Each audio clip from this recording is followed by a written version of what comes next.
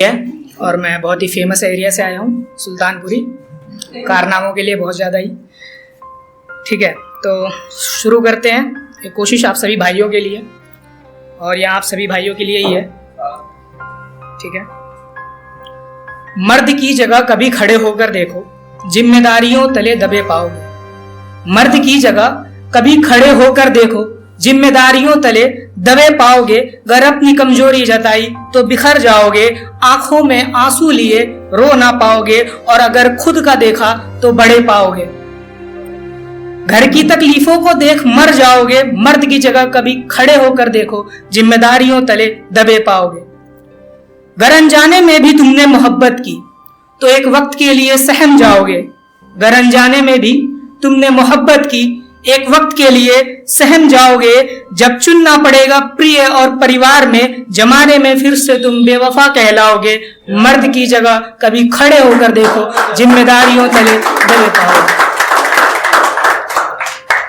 खैर, मैंने बताया नहीं कि मैं एजुकेशन फील्ड से हूँ, मैं टीचर हूँ, प्राइमरी टीचर।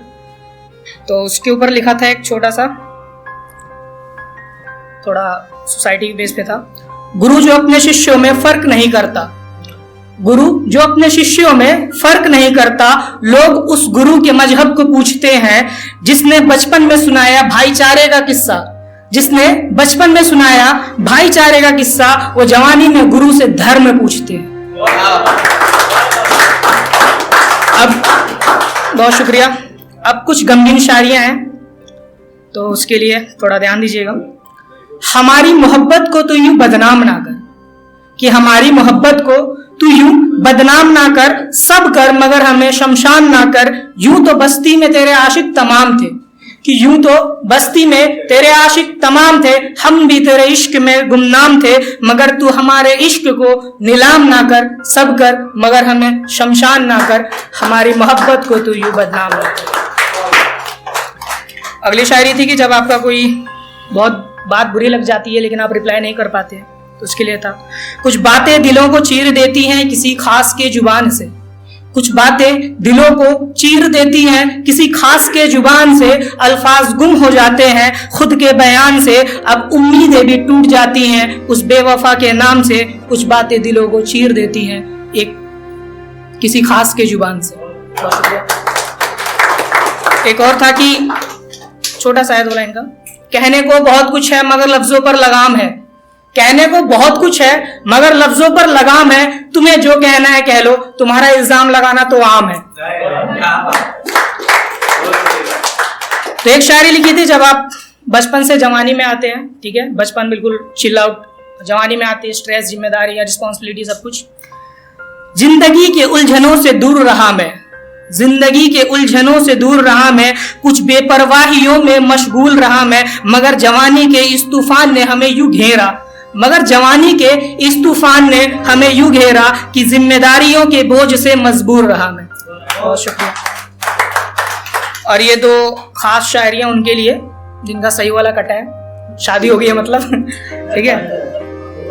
तू दुल्हन बनी तेरा जोड़ा भी लाल था, कि तू दुल्हन बनी तेरा जोड़ा भी लाल था, मैं तेरा आशिक गमों से बेहाल था। मैं तुझसे मिला और तूने आंखें भी ना मिलाई, मैं तुझसे मिला और तूने आंखें भी ना मिलाई, मुर्शिद तेरा ये अदा भी कमाल था।